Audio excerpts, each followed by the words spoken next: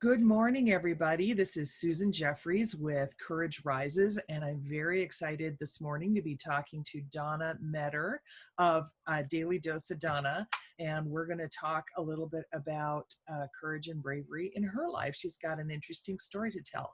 So, Donna, I'm going to turn it over to you and ask you to introduce yourself, your name, where you're from, how old you are, that kind of thing, and then we'll talk about your story. Oh, lovely. Thank you so much, Suki. It's so fabulous to be here, and I just love the concept of your podcast, so I'm so honored to be here. I am Donna Sparaco Meador. I know that sounds like a mouthful, but there's a reason for that. We'll get into that in a minute. And I grew up on the East Coast in New Jersey and spent 25 years in Brooklyn. Met my late husband and lived in Long Island and moved out to Arizona shortly after 2008, when we were trying to figure out our life like most people at that time.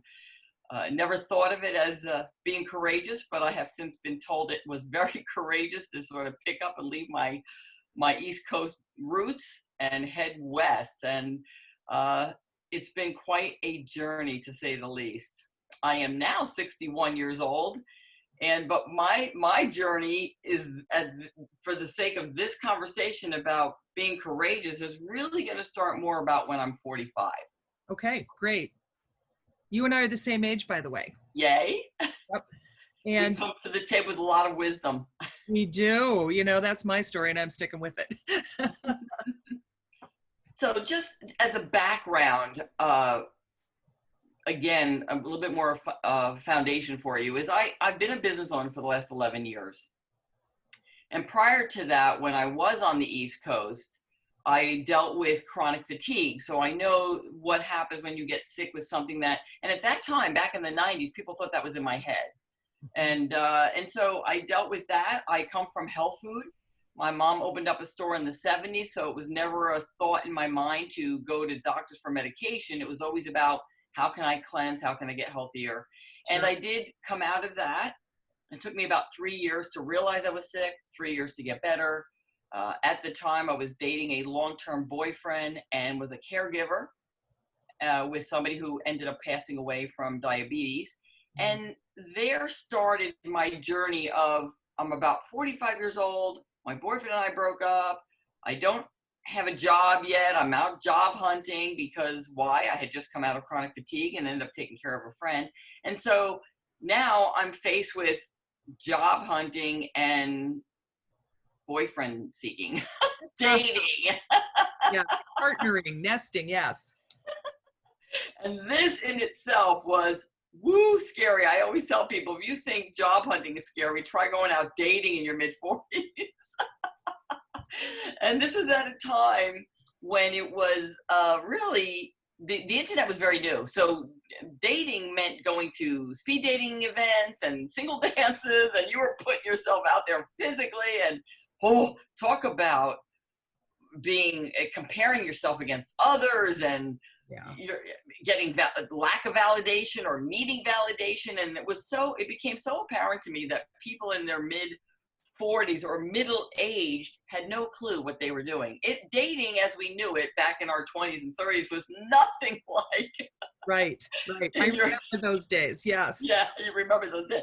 So I became so engulfed with this process that I ended up starting to coach people in the ladies' room, and I started talking to people about it, and I started consolidating all this information about dating, and then ended up writing a book about it.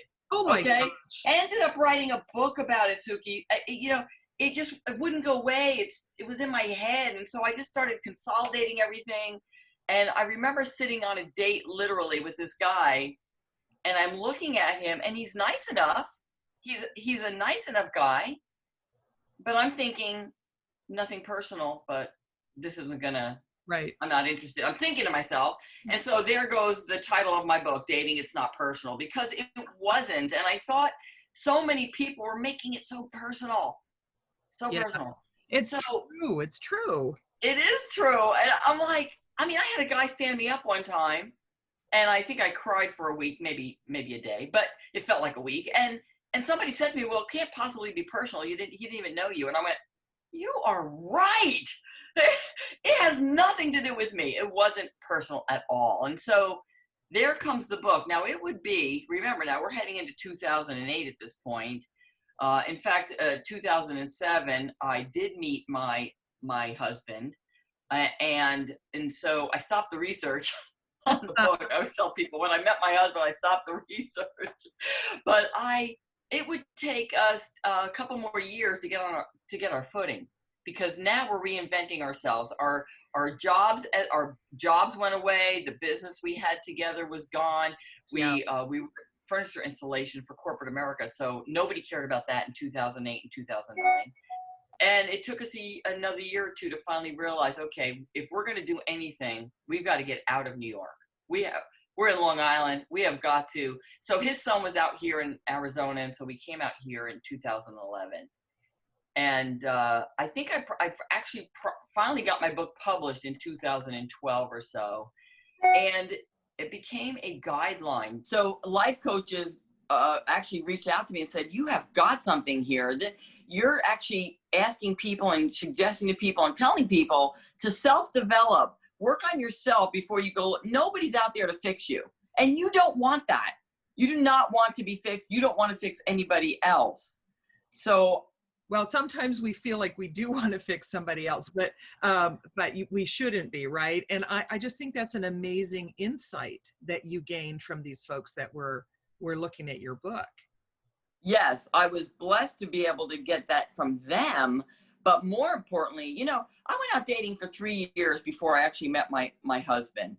And the first year and a half were torture, Suki. I was miserable because I kept looking for somebody else to make me happy, even though I always knew that wasn't true. That shouldn't be the case. I was taught that from a very young age, but I realized that I just kept needing validation. Mm-hmm. And so once I figured out the secret and started to enjoy myself and have a blast, that's when, of course, I met my husband. So the book has been now, the book is a blueprint for middle-aged people dating, mostly women, although I've had men make comments about this book. And 4 years ago, I became a widow. And my husband passed away, and I ended up being catapulted into this other journey. And that's where Daily Dose of Donna came about, which is on Facebook. I was doing Daily Dose of Donna for literally 3.5 years before, daily, pretty much daily. And the journey now, again, starting over, we have choices now, right, Suki? We can either crash and burn, or we can rise up. And God bless Karen Joseph. She's the one who prompted me right before my husband got sick. She prompted me to go Facebook Live. And I was like, I don't think I can do that, you know? And of course, I could do that. I loved it. It took me all 12 seconds to realize I was, hooked. A natural at it, yeah. A natural. And I started the journey on Facebook Live of just sharing these dating tips because it's in my blood. And during that time, my husband gets sick. I don't stop doing my Daily Dose of Donna. And then now I'm going to doctor appointments with him, and I'm still doing my daily live. And then he wants to go to Mexico, so I become a fundraiser. Like, forget about any business. I'm just like, how do we pay for this? Yeah. How are we going to pay for this, right? They don't want insurance. And it would be 30 days in Mexico clinic for cancer treatment, because he was working with his immunotherapy, which was working beautifully, by the way, beautifully. And on the 30th day, he ended up having a heart attack and a stroke and died immediately, like within minutes of each other. Well, that's a comfort anyway, that he didn't suffer too long with that. No. Yeah. A great comfort. And when he hit the ground, I did too. And I went down for about 2 months, groveling and trying to figure out, and the ache is indescribable. And I'm on Facebook sort of poking around, and somebody messages me. I don't remember who it was. And they said, Hey, Donna, how are you? And I said, every day better. And they said, oh, that's wonderful. We were wondering when you were going to come back. Oh, wow. And I said, come back to what? I didn't know what I was coming back to. And they said, well, we wanted to see what you were going to do. And I said, about what? Like, I just was clueless that people were following this journey, Suki. Mhm. People were, and why? The message of Daily Dose was setting your dial to joy. And they were watching me do this up until Peter died. And when I came back, my very first live was me just holding up papers I didn't do any speaking. And I would say within less than a day, I hit over 1,000 views on that. It's now on YouTube. I'm uploading all those daily doses up on YouTube. Mhm. And now, so here we are. I'm on this, and I'm continuing to do daily doses, a daily again. And I do this for, quite a bit of time. And about a year and a half after, about a year after Peter was gone, I realized it was time to go out dating again. I felt it. It was right for me. I mean, again, I didn't gauge this for anybody. I just Right. okay. When I started telling my networking buddies, hey, let's meet for a drink instead of coffee, I know that I need to be around men and testosterone. Yeah. So I started getting these clues, and I did. I started to go out, and I was very clear about my message. But what evolved from that, again, is now I'm heading toward promoting and creating a live webinar starting next month, September, for dating, for those people dating later in life. And I'm writing my next book, which is Mourning Sex, mourning as in grieving, MOURNING. Yes. Okay. All right. And so I'm putting together all those feelings. I have this knack and this gift of being able to take one topic and break it down so people can chew on it, they can hold it, they can absorb it and carry on. Because the whole idea about life, Suki, is we have choices. We can look at the negative, at the pain. We can promote it as much as we want, or we can look at the gifts. I was looking for Peter where he was, not where he wasn't. I honored my feelings, my messages. I wasn't judging myself as I took steps, and everything started to unfold beautifully. And now I can tell you, I have celebrated 1-year wedding anniversary to my now husband, Jeffrey, and I am so blessed to have met 2 men in a row that are cherishing me and who I cherish. But here's the thing. When it was time for me to go back out dating, you know what I did? I went back and read my own book. Oh my gosh. And believe me when I tell you, I read books. Like I read The Rules. I read, Men Are From Mars and Venus and all. I read those books. They're very valuable. It's just that since I was a little girl, I just thought the value of a relationship was so important to me. And I started to get, in fact, this morning I was writing my ebook, which is called Relationships and Sales and Dating, oh my, because people are so willing to invest so much time, effort, and money into their business, their career, but not so much with the relationships or who they connect with. And that is the foundation. And for most of us, the reason why we want to be successful, right? To create that legacy, to build for our offspring. Okay. So it's just an amazing journey I've been on. And I'm just not stopping, Suki. Wow. There's so many things in that story that I think are really amazing.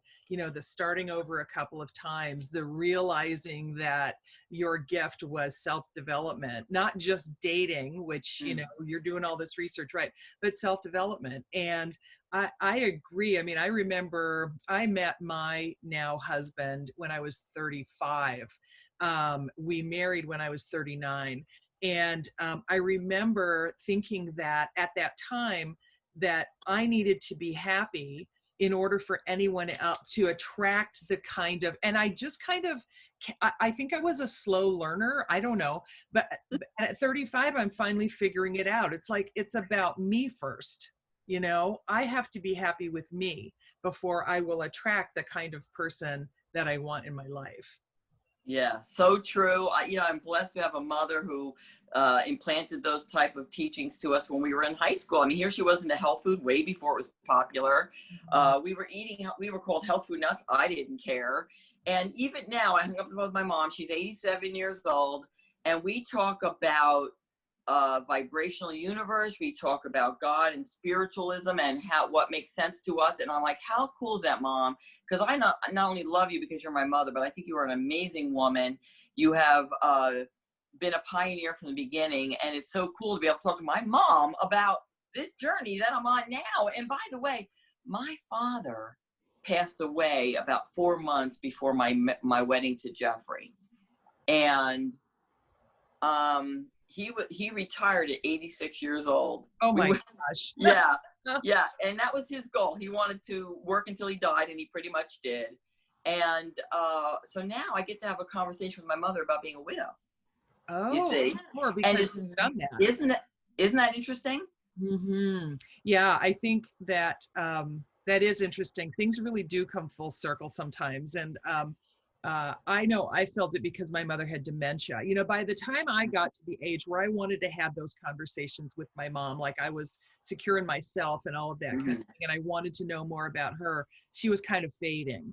But yeah, I think it's really interesting how things come full circle. With my mom and her dementia, I felt like when I was with her, like I was the adult and she was the child. But I think that's really amazing that you can give counsel and wisdom to your mother because of a situation that now you both share. That's really an amazing experience. It's phenomenal. And I listened to messages, Suki. So I woke up one morning and I said to Jeffrey, my dad's not going to be at our wedding. He said, well, you don't know that. I go, no, I know that. Mm-hmm. And, basically my father was like, been there, done that, It wasn't like, it's my third wedding, by the way. So I said, but I want Pietro to give me away. And that was my late husband. So I literally have a 45-second Facebook Live on there. If people hashtag Daily Dose of Donna, they'll find it, where I'm literally walking in holding a picture of my late husband halfway. And it was a small wedding, 30 people. But then Jeffrey came up to meet me, and I said goodbye to Peter, and we placed him on the memory table, and then Jeffrey walked me the rest of the way. Yeah, grab a box of tissues. Before I grabbed the box of tissues, I'm like, where do I come up with it? It never even dawned on me to have my father do that. It was really a symbolic thing about my late husband, who I feel is my biggest fan, that he knew he had to leave for me to continue this journey. He just did. And it worked out beautifully. It's, life is perfect that way, Suki. Yeah, it's amazing. Well, you've made a number of courageous decisions in your life. And, I always talk about the transformative properties of courage, and you definitely see it in you. All of the changes have led you to this very happy, very successful spot that you're in. And I'm proud of you. I said to one of my previous interviewees, people say I'm proud of you sometimes as, oh, I'm proud of you, kind of condescending, but I'm proud of you for making those decisions, for bringing all of that joy into your life. You've really impressed me. Like, I want to go and find a Daily Dose of Donna now, because I think it'd be fun to have somebody as positive as you in my life every day. Oh, yeah. Well, and it's funny you should say that, because the whole message about Daily Dose of Donna literally was setting your dial to joy. And so I created, bookmarks, and I've got to update my contact information now. But if I can look for joy in the midst of disparity, and look for love where it is and not where it's not, and I do that on a moment to moment basis, I mean, that's just how I live, then I have a message for people. And so I appreciate your being proud of me. I appreciate your verbalizing that to me. And it's super exciting to be on this path, because, and if I was to give anybody a tip about anything in life, whether it's relationships or a choice they have to make, get quiet and listen, because if it's not congruent, you will know it. You'll have the feeling like you're twitching or you want to throw up. No, you should be feeling like super excited. I make all my decisions that way. And sometimes I'm not very popular because of it. But it's a burden I'm willing to carry, because the bottom line is stay true to yourself. And if you can do that, that is how you set your dial to joy, Suki. Yes. That is how you set your dial to joy. And that can be a brave act for people too, to be quiet and to listen and to try and get in touch. Because as you say, it might feel scary for a while, but keep practicing it, right? Keep trying to do it. Absolutely, 100%. And anyway, it's so exciting to be on this journey. I just so enjoyed speaking with you about it. Obviously, you've made some courageous choices in your life. It's an honor to have sat here with you and converse like this, Suki. How awesome is that? It is, because we haven't spent a lot of time together before. No. And I've really enjoyed it. And I want to thank you from my listeners and my viewers for having such a joyous approach to life and for manifesting courage over and over again. So thank you, Donna. Thank you. This is Susan Jeffries of Courage Rises. Thanks for joining me for episode 6 with Donna Sparaco Meador. If you have thoughts or experiences to share around the subject of courage and bravery, or you have a practice of your own on these topics, please email me at susan@courage-rises.com. Please stay tuned for episode 7, which will be released Friday, September 4th. Thank you.